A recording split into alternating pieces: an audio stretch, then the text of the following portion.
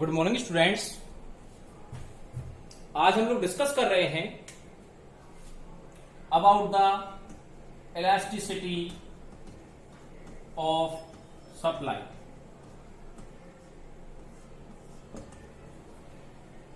What is the mean by elasticity? जैसा कि आप लोगों ने इलास्टिसिटी ऑफ डिमांड के बारे में डिस्कस किया, दोनों में थोड़ा सा डिफरेंस है। इलास्टिक मींस होता है चेंज होना। जब किसी चीज को प्रेशराइज किया जाता है तो उसमें जो चेंज होने का नेचर होता है वही इलास्टिसिटी को एक्सप्लेन करता है। इलास्टिसिटी मींस किसी चीज का छोटा होना और किसी चीज का फैलना, किसी चीज का सिकुड़ना और फैलना। इट मींस इलास्टिसिटी जब किसी चीज को प्रेशराइज किया जाता है तो उसके रिजल्ट के रूप में जब वो चीज चेंज हो जाती है तो वो क्या कहलाती है? इलास्टिसिटी कहलाती है।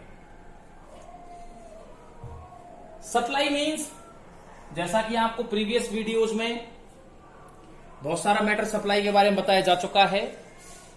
Definition of supply, what is law of supply, factors of supply, individual and market supply and change in supply. Change in supply में डिक्रीज और increase and movement of supply curve A to B point, ये आप लोगों को explain किए जा चुके हैं। फिर भी मैं आप लोगों को एक बार सप्लाई का डेफिनेशन बता दूं। जिस पर्टिकुलर प्राइस पर कोई भी एक सेलर, एक फर्म, एक इंडस्ट्री मार्केट में जितनी कमोडिटीज सेल के लिए प्रोवाइड कराती है वो सप्लाई कहलाती है। लॉ ऑफ सप्लाई एक्सप्लेन करता है कि जब प्राइस चेंज होती है तो सप्लाई भी चेंज होती है। क्या एक्सप्लेन करता है बताओ? जब प्राइस चेंज होती है तो सप्लाई भी चेंज होती है। लेकिन लॉ ऑफ सप्लाई कभी भी ये एक्सप्लेन नहीं करता कि कितना परसेंटेज चेंजेस आएंगे। इसका मतलब ये एक केवल क्वालिटेटिव, कैसा स्टेटमेंट है? लॉ ऑफ सप्लाई केवल क्वालिटेटिव स्टेटमेंट है। जबकि अगर बात करें इलास्टिसिटी ऑफ सप्लाई की, किसकी बात कर रहे हैं? इलास्टिसिटी ऑफ सप्लाई एक्सप्लेन करता है कि कितना परसेंटेज चेंज हुआ। It means law of supply qualitative statement है। लॉ ऑफ सप्लाई क्या है? क्वालिटेटिव स्टेटमेंट है जो केवल एक्सप्लेन करता है कि प्राइस में चेंज होने पर सप्लाई में भी चेंज होगा। लेकिन इलास्टिसिटी ऑफ सप्लाई एक्सप्लेन करता है कि प्राइस में चेंज होने पर सप्लाई में कितना परसेंट चेंज हुआ। It means elasticity of supply क्या है? क्वांटिटेटिव स्टेटमेंट माना जाएगा। क्या माना जाएगा? क्वांटिटेटिव स्टेटमेंट माना जाएगा, जो क्लियरिफाई करता है what is the quantity of percentage change in supply after change in price. समझ में आई बेटा वो बात? प्राइस में कितना चेंज हुआ, उसके बाद सप्लाई में कितने चेंजेस आए, उस परसेंटेज को एक्सप्लेन करने का काम कौन करता है? लॉ ऑफ सप्लाई तो केवल क्वालिटेटिव स्टेटमेंट है और परसेंटेज चेंजेस का काम कौन करता है? कैलकुलेशन का इलास्टिसिटी ऑफ सप्लाई करता है। इलास्टिसिटी ऑफ सप्लाई को एक्सप्लेन किया जाता है ईएस से। किससे किया जाता है बेटाओ? ईएस से इसको एक्सप्लेन किया जाता है। It means elasticity of supply. Clear? अब मैं आप लोगों को एक्सप्लेन कर रहा हूं इलास्टिसिटी ऑफ सप्लाई की 5 डिग्रीज हैं। First, ES greater than 1। Second, ES less than 1। Third, ES equal to 1. Fourth, ES equal to 0 and fifth is ES equal to infinity. Dear students, जैसा कि आपको पता है इलास्टिसिटी ऑफ डिमांड की 5 degrees मैं आप लोगों के साथ पहले ही डिस्कस कर चुका हूं। 5 डिग्रीज को भी बिल्कुल एग्जैक्टली ऐसे ही एक्सप्लेन किया गया, जिसमें ES ग्रेटर देन 1 की जगह ED ग्रेटर देन 1 एक्सप्लेन किया गया, ED less than 1, ED equal 1, ED 0, ED ES या ED इंफिनिटी के रूप में 5 डिग्रीज आप लोगों को इलास्टिसिटी ऑफ डिमांड की एक्सप्लेन की गई। एग्जैक्टली ऐसे ही इलास्टिसिटी ऑफ सप्लाई है, जिसमें आप लोगों को 5 डिग्रीज एक्सप्लेन की जा रही हैं। यह आपको हमेशा ध्यान रखना है स्टूडेंट्स, इलास्टिसिटी ऑफ डिमांड एक नेगेटिव परसेप्शन है, नेगेटिव स्टेटमेंट है, जबकि इलास्टिसिटी ऑफ सप्लाई एक पॉजिटिव स्टेटमेंट है। इट मींस प्राइस के चेंज होने पर डिमांड में चेंज होंगे, लेकिन नेगेटिव परसेप्शन में। मतलब प्राइस जब बढ़ेगी तो डिमांड घटेगी। क्लियर? प्राइस जब बढ़ेगी तो डिमांड घटेगी, और प्राइस जब घटेगी तो डिमांड बढ़ेगी। क्लियर? बात समझ में आई आप लोगों के? इसका मतलब ये इनवर्स और नेगेटिव रिलेशन को एक्सप्लेन करता है, जबकि लॉ ऑफ सप्लाई हमेशा पॉजिटिव रिलेशन को मेंटेन करता है, पॉजिटिव रिलेशन डेवलप करता है कि अगर प्राइस बढ़ती है तो सप्लाई भी बढ़ेगी।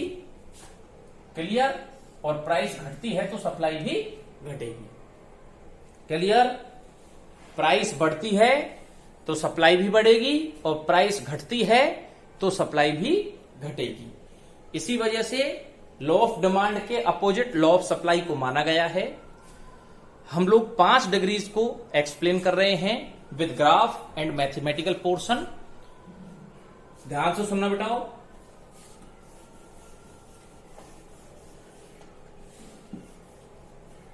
पहली डिग्री है ES ग्रेटर देन 1। सुनिए इसकी क्या कंडीशन है कि जब प्राइस कम चेंज हो, क्या हो? प्राइस कम चेंज हो, लेकिन सप्लाई में ज्यादा चेंजेस आए। क्लियर? प्राइस कम चेंज हो और सप्लाई में ज्यादा चेंजेस आए। आप लोगों को ये ध्यान रखना है बेटाओ। दूसरा है जब प्राइस ज्यादा चेंज हो और सप्लाई में कम चेंज आए। क्लियर? थर्ड पॉइंट, जब प्राइस के बराबर ही सप्लाई में चेंज हो, दोनों में इक्वलेंट परसेंटेज का चेंजेस हो। क्लियर? जब प्राइस चेंज हो परंतु सप्लाई में नो चेंजेस। और फिफ्थ पॉइंट क्या है? जब price no changes but supply में चेंजेस आए। क्लियर? अब दोबारा सुनिए बेटा एक बार इनको। Elasticity of supply greater than 1, जब प्राइस में बहुत कम चेंजेस हों और सप्लाई में कंपेयर टू प्राइस चेंजेस ज्यादा हो, तो वहां पर ES ग्रेटर देन 1 की पोजीशन आएगी। ES elasticity elasticity of supply less than 1, जब प्राइस में ज्यादा चेंजेज हों और सप्लाई में कम चेंजेज हों। ES इक्वल टू 1, जब प्राइस और सप्लाई दोनों में इक्वलेंट चेंजेज हों। ES इक्वल टू 0, जब प्राइस चेंज हो बट सप्लाई में कोई चेंजेज नहीं आए, तो उस पोजीशन को ES इक्वल टू 0 की पोजीशन माना जाएगा।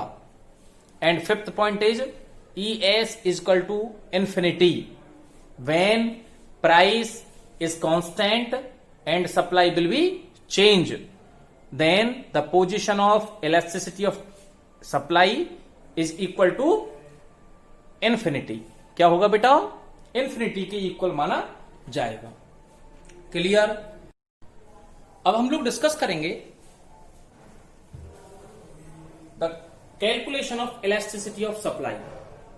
इसके लिए हम एक सिंपल फॉर्मूला यूज करते हैं, ES equal to delta Q divided by Q into P divided by delta P। कौन सा फॉर्मूला यूज करते हैं? Delta Q divided by Q into P divided by delta P। Same formula हम लोगों ने elasticity of demand में भी use किया था। कंफ्यूज नहीं होना है आप लोगों को, वहां पर आंसर नेगेटिव में आया था और यहां पर किस में आएगा बेटाओ? पॉजिटिव में आंसर आएगा। Clear?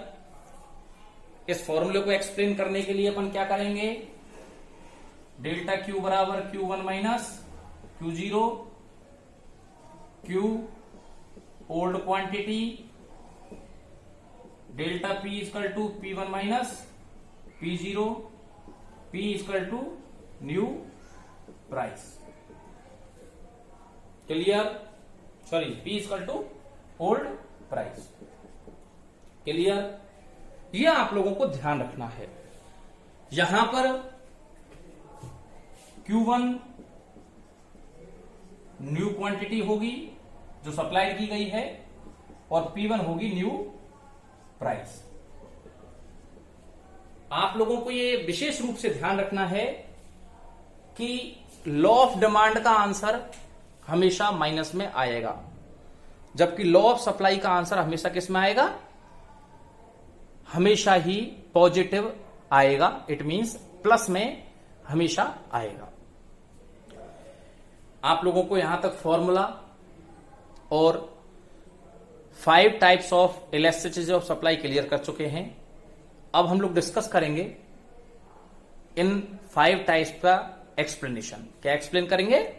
5 types of elasticity of supply आप लोगों को कैलकुलेट करना सिखाया जाएगा। मैं आप लोगों को इससे पहले इस प्रैक्टिकल पोर्शन का, इस फॉर्मूले का एक प्रैक्टिकल पोर्शन एक्सप्लेन करके बता रहा हूं। आप लोगों को ध्यान देना है इस पर थोड़ा सा। मान के चलिए क्वेश्चन लेते हैं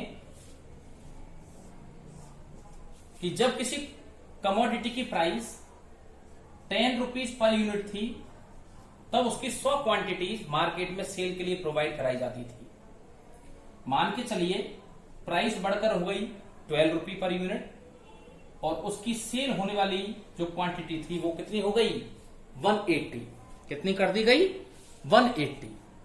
तो यहां प्राइस भी इंक्रीज हुई है और सप्लाई भी इंक्रीज हुई है। इसको मान लेंगे Q, इसको मान लेंगे Q1, इसको मान लेंगे P और इसको मान लेंगे P1। एक्सप्लेन करें इसके हिसाब से। Delta Q, Q1 minus Q कितना? 80 डिवाइडेड बाई 100। P कितना है? 10 डिवाइडेड बाई 2। क्लियर? कोई दिक्कत? 8 डिवाइडेड बाई 2, आंसर कितना है? 4। इसका मतलब ES ग्रेटर देन 1। क्या है इसका आंसर? ES greater than 1। इसका मतलब क्या माना जाएगा बेटाओ? कि यहां पर इलास्टिसिटी ऑफ सप्लाई 1 से ज्यादा है। ये हमेशा ध्यान रखना है कि इसका आंसर हमेशा किस में आएगा, प्लस में आएगा। कभी भी इसका आंसर नेगेटिव और माइनस में नहीं आएगा। आपको कंफ्यूज नहीं होना है, इलास्टिसिटी ऑफ सप्लाई का आंसर हमेशा पॉजिटिव ही रहेगा। अब आप लोगों को अगली वीडियो में मैं एक्सप्लेन करूंगा ES greater than 1, less than 1, 0, infinity और 1 इक्वल 1 की पोजीशन एक्सप्लेन करूंगा। धन्यवाद।